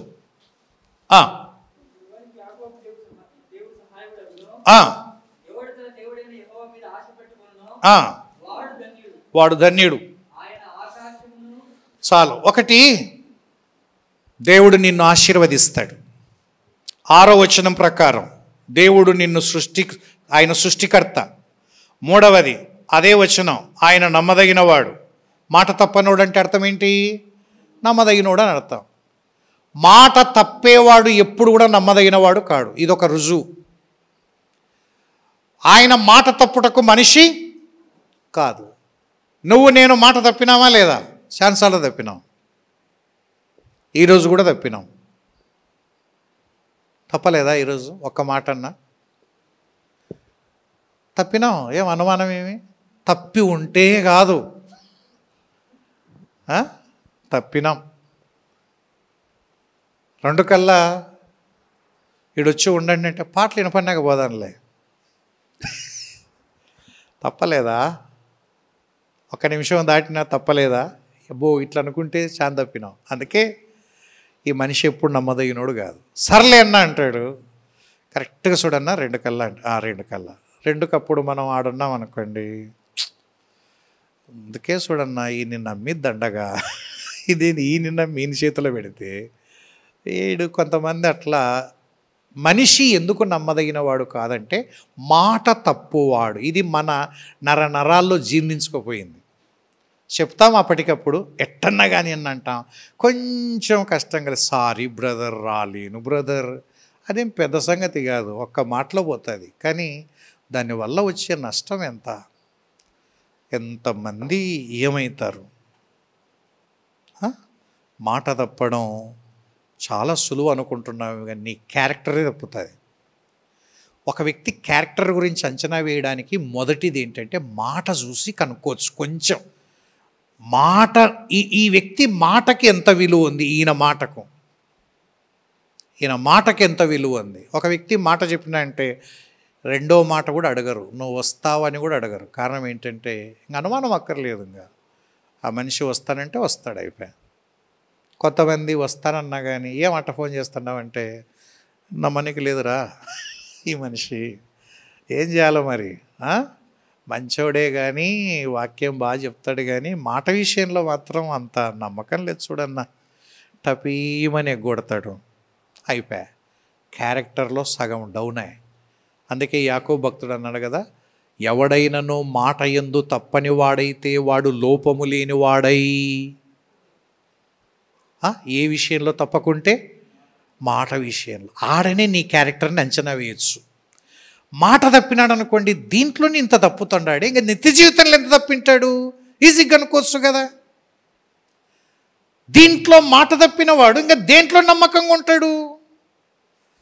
అందుకే దేవుడు నమ్మదగిన వాడు, ఆశీర్వదిస్తాడు, సృష్టికర్త, తర్వాత దేవుడు సాయం చేస్తాడు, ఆ తర్వాత ఆయన ప్రేమించువాడు, కాపాడువాడు, ఇవన్నీ ఉన్నాయి. కీలక పాయింట్లలో ఒక 4-5 తీసుకోండి. దేవుణ్ణి ఎందుకు నమ్మాలో చెప్పండి. మనిషిని ఎందుకు నమ్ముకోకూడదు ఒక ప్రసంగం, దేవుణ్ణి ఎందుకు నమ్ముకోవాలో ఒక ప్రసంగం. అది బాగా జీర్ణించుకోపోయింది అనుకోండి, అయిపోయా. ఇంకా వానికి దేవుని మీద ప్రేమ కలగాల, దేవుణ్ణి హత్తుకోవాలా, మనుషుల్ని టచ్ మీ నాట్ అన్నట్టుగా ఉండాలి. ఎప్పుడు ఇంతే. మన జీవితాలు బాగుపడాలంటే ఇదే. దేవుణ్ణి ఎవడు విడదీయలేనంతగా హత్తుకోవాలా, మనుషుల్లో ఎంత ఉండాలనో అంత, ఎంతవరకు అంత. దేవుణ్ణి కూడా పక్కన పెట్టుకొని హత్తుకునే మనిషి ఎవడు లేడు. ఎందుకంటే నమ్మదగినోడు కాడు. సందర్భాన్ని బట్టి, కాలాన్ని బట్టి, అవసరాన్ని బట్టి, సందర్భాన్ని బట్టి ఎన్ని రకాలైన మాట మారుస్తాడు, దేవుడు మార్చాడట. కాబట్టి ఫస్ట్ మూలాంశం నిర్ణయించుకున్న తర్వాత ఏం చేయాలా? కీలక అంశాలు గుర్తుపట్టాల.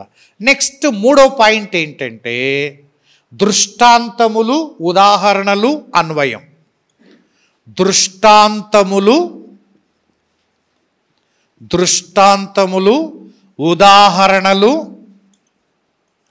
ఉదాహరణలు, అన్వయం. ఈ 3 ఉండాల మన ప్రసంగములో. ఇవి చేర్చుకోవాలి. ఏమర్థమైంది? దృష్టాంతము అంటే అర్థం ఏంటి? ఒక మాట ఉంది కదా, ఈ పదం ఉంది కదా బైబిల్లో, దృష్టాంతములుగా వారికి సంభవించి యుగాంతమందున్న మనకు బుద్ధి కలుగుటకై. దృష్టాంతం అంటే నువ్వు గ్రహించొద్దా? వారు వ్యభిచరించి అన్ని వేల మంది కూలిరి, ఈ దృష్టాంతంగా లేదా నీకు? వారు సనిగి ఎన్ని వేల మంది చచ్చిపోయినారు, వారు శోధించి సర్పపు కాటుకు గురి చచ్చిపోయినారు. ఇవి దృష్టాంతాలుగా నీకు లేవా? దృష్టాంతం అంటే కళ్ళకు కనపడలే? నా ముందర 2 పోతున్నారు, నేను వెనకబోతున్నా. ముందు పోయిన వ్యక్తి అరటి తొక్క మీద కాలు పెట్టి జారి కింద పడినాడు. జారి కింద పడితే వెనుకొండేవాడు కూడా అదే అరటి తొక్క మీద కాలు పెడితే, అరే గుడ్డు నువ్వేమన్నా? వాడు చిన్నపిల్లలు గ్రహించేది కూడా నువ్వు గ్రహించలేవా? దృష్టాంతం అంటే ఏంటి? కళ్ళకు కనిపిస్తుంటే నువ్వు మళ్ళీ అదే కాలు పెడతావేంట్రా? మేము స్కూళ్ళలో కూడా చేస్తుంటాం. ఇప్పుడంటే చిన్నపిల్లలు రావడంలే, అంగన్వాడీలు బాగా పనిచేస్తున్నాయి కాబట్టి అడిగి పంపిస్తారు. ఒక 10-15 ఏళ్ళ కిందట అంగన్వాడీలు సరిగ్గా పనిచేయలేనప్పుడు 5వ తరగతి పిల్లలు ఉన్నాడు అనుకోండి, వాళ్ళ అమ్మ ఎత్తుకొస్తారు సంకల 2 ఏళ్ళ పిల్లని పట్టుకొని, రే ఈయన పిలుచుకో. వాడు బ్యాన్ ఏడుస్తుంటాడు. ఈ అమ్మ శని ఓనికే కాదమ్మా, వాడిని విడిచిపోతే ఈడ లెక్కలు చెప్తున్నాము, వాడు ఏడుస్తుంటే డిస్టర్బెన్స్ కాదంటే అటనా, అయితే వాడిని ఇంటికి పంపిలేస్తారు. ఒరే రారా, ఇంటికాడ జోలె కట్టుతాను, ఊపుకుంటూ వందురా, సార్ వద్దంటున్నాడు కానీ నువ్వు రారా. వాడెట్టమంటే మరంతే, వాడు ఉండాలంటే ఇన్ని పిలుచుకో, ఈడొద్దంటే వాడిని పంపి, నీ ఇష్టం యాదైతే అది చేస్తారు, మాకేం ఇబ్బంది లే. నేనైతే చేను మానుకొని ఉండలేను ఇంటికాడ, మేము కడుపు చేత పట్టుకొని చేని పోతున్నాం. నీకు ఆప్షన్ ఒకటే, వాడు 5వ తరగతిలో వాడు ఉండాలంటే ఈ పోరగాడిని పెట్టుకోవాలా, లేదు నాకు వాడు ఏడుస్తాడు గీడుస్తాడంటే వాడిని ఇడిచిపెట్టు. ఏం చేయాలా? సరే పోమ్మా తల్లి ఇడిచిపెట్టి పో, ఎట్ట వచ్చిందో నేను ఇడిచిపెడతాను చెప్పండి. 1 గంట 1 ఉచితం అన్నట్టుగా ఈయన్ని పెట్టుకోవాలంటే వాడు భరించక తప్పదు. ఇంకా వాడిని ఇడిచిపెట్టిపోతుంటే వాడు ఎగిరెగిరి ఏడుస్తుంటాడు. పిల్లోడు కదా, సన్న పిల్లోడు, బ్యా బ్యా బ్యా బ్యా అని. ఈడ పిల్లలందరూ వానికి వెళ్ళి చూస్తుంటారు, ఈడ చెప్పే లెక్కలు ఆగిపోయి ఉంటుంది. ఇప్పుడు నేను వాడిని ఎట్లా కంట్రోల్ చేసుకోవాలా? 2 ఏళ్ళ పిల్లోని వాడిని చూసి వాడు ఏడుస్తుంటాడు, సన్న పిల్లగాడు 5వ తరగతాడు. వాడిని చూసి పిల్లలంతా స్టన్ అయిన అందరూ వానికి వెళ్ళి చూస్తున్నారు. ఇప్పుడు మళ్ళీ క్లాస్ రూమ్ని మళ్ళీ నా హ్యాండ్ ఓవర్లోకి తెచ్చుకోవాలంటే వాడిని ఎట్లా కంట్రోల్ చేయాలి చెప్పండి. పోనీ అంత 2 ఏళ్ల పిల్లని కొడితే వాడు ఇంకా కేకలు ఎక్కువవుతాయి. కొట్టకపోతేనా ఇప్పుడే కొంపబీకి అందరినీ తన వైపుకు మరల్చుకున్నాడు. నేను ఎట్లా చేయాలా? ఏం చేయాలి చెప్పండి? వాడిని కంట్రోల్ చేయాలంటే చేసే పని ఏంటంటే, ఆ చిన్నోడు చూస్తుండగా ఒకడెవడు దెబ్బలాటుకుంటాడు, ఒకడు ఉంటాడు పొద్దునొకలు, వాడు ఏం ఫీల్ కాడు. ఈపు పోయి ధమా ధమా ధమా ధమా ఎవరు ఆడతావా అని లోపల వీడు క్విక్ అంటాడు. వీడు ఏమరంటే, నా గతి కూడా అంతే కదా రోయ్, యబ్బా సారు ఏం కొడుతుండర్రా వాన్ని. ఇప్పుడు నేను నిన్ను డైరెక్ట్ అనాల్సిన పనిలే, అనాల్సిన అంటే నీకు అర్థం గ్రహించుకోవాలా. ఎవరన్నా లేటుగా వచ్చినా అనుకో, sir may come in sir, Rama కూర్చో. నేను చెప్పిన నీకు మనిషి కడుపుకు అన్నం తింటావా గడ్డి తింటావా? కూర్చో. నువ్వు కాదులేమ్మా కూర్చో. నేను చెప్పిన నేను టయానికి రారా అని, కూర్చోమ్మా నిన్ను కాదులే. నేను ఒక్కసారి చెప్తా, 2 సార్లు చెప్తా, 3వ సారి ఏం చేస్తాను? కూర్చోమ్మా నువ్వు కాదులే.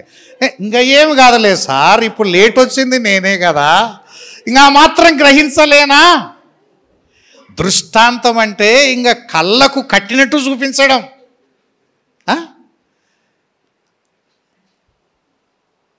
కొంచెము పాట పాడేతోళ్ళకు ఉండాలి ఇది.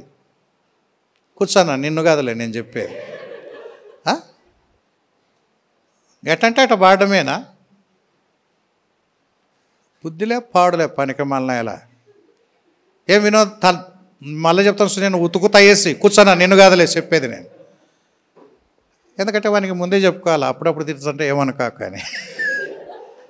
అంటే ఒకనంటే అవతలోడు ఏం చేయాలా? గ్రహించాలి. దృష్టాంతం అంటే ఇదే.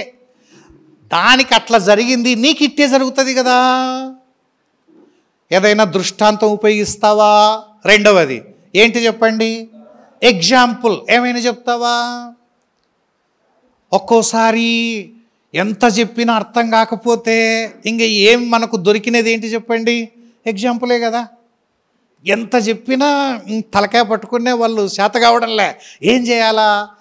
అయ్యా పిల్లలకు చెప్పడం కాదు, ముందు మనము ఎట్లా బతుకుతుండామో చూసి పిల్లలు నేర్చుకుంటారు. మనం చేయలేకపోతే పిల్లలు చేయలేరంటే వాళ్ళు ఏందబ్బా నేను పిల్లోనికి బాగానే చెప్తానే, చర్చికి పోరా ఆటికి పోరా ఇటు ఓడే అంటే ఏం చేయాలా? ఒక ఉదాహరణ ఎప్పుడు చెప్తుంటాను నేను. ఎండ్రకాయలు ఉంటాయి కదా, పీతలు ఎండ్రకాయల నడక చూసినారా? ఎండ్రకాయలు నడవడం దానికి ఇట్లా ఉంటాయి కదా, ఇట్టిట్ట పోతాయి పక్కకు. చూసినారా? ఎండ్రకాయలు ఇట్టన్నా కానీ చక్కగా పోవు. కోడి పిల్లలు చక్కగా పోతాయి, కుక్క పిల్లలు చక్కగా పోతాయి, పంది పిల్లలు చక్కగా, యా పిల్లలైనా స్ట్రైట్గా నడుస్తాయి. ఎక్సెప్ట్ ఎవరు? ఎక్సెప్ట్ ఇవి పీతల ఎండ్రకాయలు. ఇప్పుడు ఇది ఉదాహరణ తీసుకొని ఒకరోజు ఏం జరిగిందంటే, చూడండి అమ్మా, ఒక ఎండ్రకాయల తల్లిదండ్రులకి 4 పిల్లలు పుట్టినాయి ఎండ్రకాయలు. ఆ పిల్లలు పుట్టినాక ఇచ్చి నడుస్తుంటే అందరూ బయట అంటున్నారట, ఏం మీ పిల్లలు మా పిల్లలు లెక్క చక్కగా నడసరే, మా పిల్లలు స్ట్రైట్గా పోతారే, మీ పిల్లలు అడ్డమడ్డం నడుస్తుండారే. వరే సిగ్గుపోతుందిరా నాకు బయట తిరుగుతుంటే, చక్కగా నడసలేరా, రా ఈరోజు ట్రైనింగ్ ఇస్తా అని సున్నము లైన్లు 4 వేసినారంట 4 పిల్లలకి. యువతల వాళ్ళమ్మ ఒక విజిల్ పట్టుకొని, వీళ్ళ నాయన ఒక విజిల్ పట్టుకొని, రెడీ 1 2 3 అని లోపల స్ట్రైట్ పోవాల్సి ఉన్నాయినా లైన్ అమ్మడి భద్రం రే ఉతుకుతా నేను ఎట్టంటే అట్ట పోకూడదు, కళ్ళు కనిపిస్తున్నాయి కదా, ఈ లైన్ నీది ఈ లైన్ నీది, రెడీ 1 2 3 స్టార్ట్ అంటే 2 పిల్లలు ఇట పోతున్నాయంట, 2 పిల్లలు ఇట నిలవర్రా. అందుకే నా తలకాయ పోతుంది బయట ఏం అడ్డమడ్డం తిరుగుతున్నారని. ఏం చెప్పాలరా? సక్కబోనికి తెల్దా? ఎన్నిసార్లు చెప్పాలా? నిలబడ, రెడీ ఈసారి తనతో చూడు, రెడీ 1 2 3 స్టార్ట్ అంటే మళ్ళీ 2 ఇట్లా ఇరుతా అంటే ఒక ఎండ్రకాయ పిల్ల అనిందంటే, ఒరే అమ్మ నాయన ఎంత చెప్తానే మనకు రావడం లేసుర్రా, మమ్మీ డాడీ నడిచేది చూసి మనం నడుస్తాం, పక్క జర రే మీరిద్దరు ఇక్కడ ఉండరా, మన ఇద్దరు ఇక్కడ ఉందాం, మమ్మీ డాడీ మీరు నడిచి చూపియండి, బాజు రే మీరిద్దరు నాయనకెళ్ళి చూస్తుండారు, రే మీరిద్దరు అమ్మకెళ్ళి చూస్తుండారు, 2 లైన్లు వేయండప్ప, 2 లైన్లు ఎస్ రైట్ వేసి ఈజీలు మమ్మీ రెడీగా ఉండో 1 2 3 స్టార్ట్ అంటే మమ్మీ ఇట్ట పోతుంది, డాడీ ఇట్ట పోతున్నాడు. కాదు మమ్మీ, మీరే నడచలేకపోతే మేమేమి నడుస్తాం. ఇది అర్థం చేసుకోవడానికి ఉపయోగించిన ఒక ఉదాహరణ అంతే. ఇది ఎండ్రకాయలు ఎంతమంది చెప్పినా నడిచేది స్వభావం అంతే, అది వాస్తవం కాదు. ఒక ఉదాహరణ.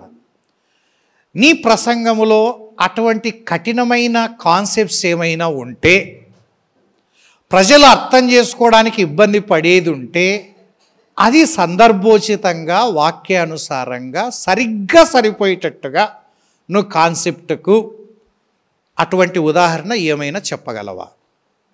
లాస్ట్ ఏం పదం ఉంది ఇది చెప్పండి? అన్వయం. అన్వయం అంటే దావీదును దావీదుగా చెప్పి ఇడిచిపెడితే ఏం ప్రయోజనం లేదు. ఈరోజు మనం ఏం నేర్చుకోవాలి ఈ పాఠం ద్వారా? అన్వయం లేకపోతే, అన్వయించుకోలేకపోతే, అన్వయం ఉందా? ఆ రోజు కుష్ఠరోగి ప్రభు దగ్గరికి వచ్చి కుష్ఠరోగాన్ని పోగొట్టుకొని అందరిలో కలిసిపోయినాడు. మరి ఈరోజు మన పరిస్థితి ఏంటి? నాకు కుష్ఠరోగం లేదనుకుంటున్నావా? నిజమే, భౌతిక కుష్ఠరోగం లేదు, కానీ పాపపు కుష్ఠరోగంతో పరలోకంలో ఉండే పరిశుద్ధులతో చేరలేం. పాతాళమే గతి. ఈరోజు నువ్వు కుష్ఠరోగి చేసినట్టుగా నువ్వు చేయగలిగితే నీకు కూడా దేవుడు పరలోక రాజ్యం ఇస్తాడు. వస్తారా? చేస్తారా? అది ఆయన నిర్ణయం, యెహోషువ నిర్ణయం. సోదరుడా, ఈరోజు నీ నిర్ణయం ఏంటి? అది చరిత్రలో జరిగిన సంఘటన. ఈరోజు నువ్వేమంటావు? అయిలారా, రక్షణ పొందుటకు మేమేమీ చెయ్యవలేము. ఏమి చేయవలనో నీకు అర్థమైందా? సోదరుడా, ఈరోజు వాక్యం విన్న తర్వాత ఏం చేయాలో అర్థమైందా? అన్వయము లేకుండా ముగించకూడదు ఎప్పుడే కానీ. అన్వయము లేకుండా, వితౌట్ అప్లికేషన్ లేకుండా ప్రసంగం ముగించకూడదు. అన్వయించుకోవడం. ఇప్పుడు ఇవి లెక్కల్లో భిన్నాలు ఉంటాయి, సామాన్య భిన్నాలు ఉంటాయి. ఇది ఉందనుకోండి 1.234, ఈ భిన్నాలను ఏమంటారు? ఇది కూడా భిన్నమే కదా, 1.3234. చదువుకున్న వాళ్ళు చెప్పండి, ఏం భిన్నాలు? దశాంశ ఇండ్లే బడిపోయింటేనా? దశాంశ భిన్నాలు. దీన్ని ఏమంటాం? పాయింట్ తర్వాత దశాంశం అంటే 1/10. ఇది శతాంశం 1/100. ఇది 1/1000. ఈ స్థానములో ఉంటే 1/1000. ఇప్పుడు మీరు ఎప్పుడన్నా పాత రింగు మార్చడానికి బంగారం షాప్కు పోతే రింగు ఆడబెడతావు, వాడు తూకం వేస్తాడు. తూకం వేసి ఎంత ఉందప్ప మా రింగు అని అడుగుతావు. మీ రింగు 3 గ్రాముల 3.249 గ్రాములు ఉంది సార్, లెక్కేసుకో అని క్యాల్కులేటర్ ఇస్తాడు. గ్రామ్ ఎంత బంగారం? ఇప్పుడు 1 గ్రాము ఏనా? తులం అంటే 10 గ్రాములు కదా. తులం ఎంత ఉంది చెప్పండి? ఇప్పుడైతే అర్థమవుతాయి. ఇంకా తులం అంటే 50,000. గ్రామ్ ఎంత? 5,000. ఇప్పుడు నేను నీకు చెప్పినాడు, అయ్యా నీ రింగు 3.249 ఉంది, లెక్కేసుకు ఎంత అవుతుంది అన్నాడు. మనకి ఎంతవరకు లెక్కేసుకునికి శాత అవుతుంది? 3 గ్రాముల వరకు లెక్క వస్తుంది. గ్రామ్ ఎంత? 5,000. 3 గ్రాములకు 15,000. ఆ మిగతాది ఎట్లా లెక్కేయాలా? 2, 4, 9 గ్రాము 5,000 అయితే ఇప్పుడు లెక్కేయండి. బీఈడి చదివినావే, ఎంఎస్సి చదివితివే, లాస్ట్కు క్యాల్కులేటర్ మళ్ళీ ఎనికి దొబ్బి, అయ్యా మేము ఏ అంగడి మీ అంగడికే చూడు, జాగ్రత్త బాగా వేసుకో అంటాడు. అయిపోయా, ఈడు చదువు వచ్చిన ఒకటే రాకుండా ఒకటే లేదు, దొబ్బురా అంటాడు. అది ధైర్యం ఏంటో తెలుసునా? లెక్కేసి చెప్పు, నువ్వే చెప్పు. మనకు ఈ పూర్ణాంకము లెక్కే నీకు వస్తుంది, కానీ ఇది రాదు. దశాంశం అంటే ఒక దాంట్లో 10వ వంతు. 1/10 అంటే అర్థం ఏంటి? 1 గ్రాములో 10వ భాగం. ఇది జనరల్ స్టోర్లో బెల్లం కొనేటప్పుడు ఇది అవసరంలే. ఎందుకంటే గ్రామేం కర్మ, ఒక ముద్దనే పడేస్తాడు. ఇది ఏడ పనికి వస్తుంది? బంగారం అంగళ్ళల్లో పనికి వస్తుంది. ఆ రోజు ఎప్పుడన్నా చెప్పినావా దశాంశ భిన్నాలు చెప్పేటప్పుడు పిల్లలకి, ఒరే ఇవి నేర్చుకుంటే ఒక్కొక్క స్థాన విలువ నేర్చుకుంటే లెక్క కట్టడానికి వస్తుందంటే ఆ రోజు బాగా నేర్చుకునేవాళ్ళు.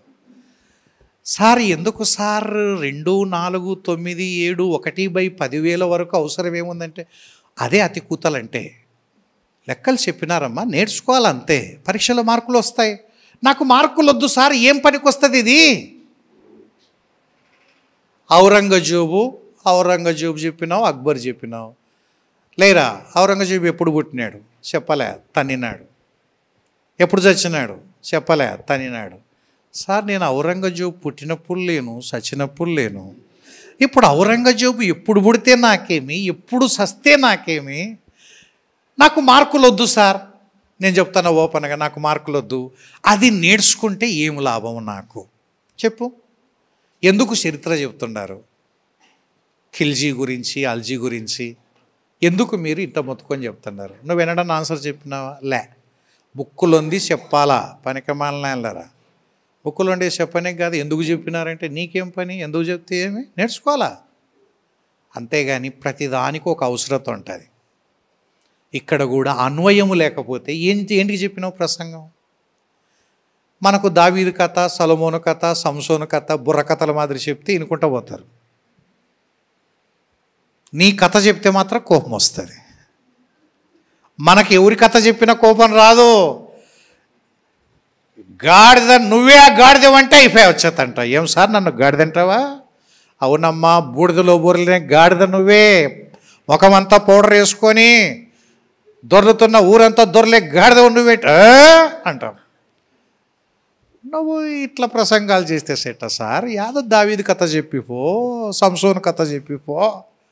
అప్పుడు సంసోను పెలమని స్తంభాలు ఇడిచినాడని. ఇడిస్తే ఏం లాభం? చరిత్ర లైఫే. ఇప్పుడు నీకేమొచ్చా, నాకేమొచ్చా ఆయన ఇడిస్తే? దీంట్లో ఏమన్నా నువ్వు నేర్చుకునే పాఠం ఉంటే చెప్పు. అది కావాలా, అన్వయం కావాలా. కొంతమంది చరిత్ర చెప్పడంలో దిట్టలు టచ్ కాకుండా చెప్పుకుంటూ పోతారు. హార్ట్కు టచ్ కాకుండా ఇంత దూరం పోతుంటుంది ఆ ప్రసంగం మనిషికి, ఈయనకు. ఓకే, విని ఆనందిస్తారు, వెళ్ళిపోతారు. ఏ మార్పులు జరగడంలే. కానీ అన్వయం లేకపోతే ఎట్లా? కాబట్టి దృష్టాంతాలు ఉండాలి. మనం కట్ చేస్తున్నాం ఇక్కడ, ఎక్కువ సమయం లేనందువల్ల. ఉదాహరణలు అన్వయం. 4వ పాయింట్ చూడండి, చివరిది 4వ పాయింట్. అన్వయించకపోతే వ్యర్థమే. లాస్ట్ది ముగింపు. 4వది ముగింపు గురించి ఆలోచన చేయాలి. ముగింపు మీకు తెలుసునో లేదో, కొంతమందికి ముగింపు చేయడం చేత కాదు. తనకలాడుతుంటారు. ముగించురా అంటే ఎట ముగించాలరా? కొంతమంది బండి నిలబెట్టడానికి చేత కాదు. ఇంకా స్టార్ట్ అయినాక నిలబెట్టినట్టుంటుంది, మళ్ళీ పోతుంటుంది. నిలబెట్టినట్టుంది, ఎవరైనా నువ్వు ముగిస్తావా లేదా? ముగించడం చేత కానీ ప్రసంగికులు దండిగా ఉండరు. చక్కని ముగింపులోకి రాకపోతే చాలా ఏం బాగుండదు. అది ముగింపు బాగుండాలి. ముగింపులో ఏం చెప్పి ముగించాలి చెప్పండి? ఏం చెప్పాలా? సారాంశం చెప్పాలా. ముగింపులో ఏం చెప్పాలి చెప్పండి? ఒక్కసారి మళ్ళీ అంతా చెప్పకూడదు, ప్రసంగం అంతా సింపుల్గా గుర్తు చేయాలి. ఇంతవరకు మనం విన్నది ఏంటి? ఒక్కసారి రివ్యూ చేయండి. ఒక్కసారి రివ్యూ, సారాంశం చెప్పాలి. రెండవది, సారాంశం చెప్పడంలో ఎట్లుంటుందంటే, దీన్ని ఉదాహరణ ఎట్లుంటుందంటే, చేపలు పట్టేవాడు చేపలు పట్టుకోవడానికి వల విసురుతాడు. ఆ వల నీళ్ళల్లో పడింది. ఇప్పుడు ముగింపుకొచ్చి సారాంశం చెప్తున్నా అంటే ఏం చేస్తున్నాడు? వలను లాగుతున్నాడు. ఒక్క చేప తప్పించుకోకూడదు. ఇంకా ఇప్పుడు మీరంతా ఎదురుగా ఉన్న టార్గెట్ గ్రూపు ఈ సముద్రం అనే లోకములో వలను విసిరినప్పుడు, ప్రసంగము ద్వారా, ప్రసంగం అనే వల విసిరినప్పుడు ఆ వల కింద చేపలున్నాయి. ఈ సారాంశము చెప్పేటప్పుడే ఆ వల ఇగ్గడం లాంటిది ఇది. ఒక్కసారి ట్రిగ్గర్ తీసుకొని ఆ వలను దగ్గరికి ఒక్క చేప తప్పించుకోకూడదు. సారాంశము చెప్పాలి. దేవుని వైపు లాగాలి ప్రజలందరినీ. ఇంక ఇది లాస్ట్ స్టెప్ అన్నమాట. ఇంకా ఈ 2 నిమిషాలు 5 నిమిషాలు సారాంశం చెప్పేటప్పుడు ప్రజల్ని దేవుని వైపు హత్తుకునేటట్టు మరలేటట్టు లాగాల. రెండవది ఏముండాలా? సవాలు ఉండాల, ఛాలెంజ్. సవాలు ఉండాల. సవాలు అంటే అర్థం ఏంటి? ఛాలెంజ్. యోబు విన్నాం కదా, యోబు శ్రమలు. యోబు చేసిన పని ఏంటి? శ్రమల్లో యోబు ఏం చేసినాడు? జవాబు చెప్పండి మీరు. అనా ఆ తర్వాత శ్రమల్లో యోబు చేసింది ఏంటి? స్తుతించినాడు. ఇంకా నేను అనుకున్న జవాబు రాలే. నమ్మకం ఉంచినాడు. రైట్. శ్రమలు వచ్చినప్పుడు మనం ఏం చేయాలా? యోబు ఏం చేసినాడు? ఇప్పుడు ఇది సవాలు. ఏం చేసినట్టు ఒకటే మాట చెప్పుదనా? సహించినాడు అంతే. ఏం చేసినాడు? సింపుల్గా ఇవన్నీ తర్వాత వచ్చినాయిలేండి. శ్రమల్ని ఏం చేసినాడు? ఓడ్చుకున్నాడు. జ్వరం వచ్చింది, ఏం చేయాలా? ఓడ్చుకోవాలా? ఒప్పుకొని పడుకోవాలి, 2 నాళ్ళు అదే పోతుంది. ఇప్పుడే పోవాలంటే నువ్వే పోవచ్చు. కొంత కూడా సహనం లేకపోతే ఎట్టన్నా? కాలు ఆపరేషన్ చేసినారు, పొద్దునకల్లా బాగా అవుతుందమ్మా. 2 నెలలు గమ్మునుంటే అదే బాగా అవుతుంది. కొన్ని ఊరక ఉంటే అవి సెట్ అవుతాయి. నీళ్ళు బాగా క్లీన్ కావాలంటే గమ్మున కూర్చుంటే తేలుతాయి నీళ్ళు. పాతకాలంలో ఇట్లా లేనప్పుడు మురికి నీళ్ళల్లో తాగాలంటే ఏం చేయాలి చెప్పండి?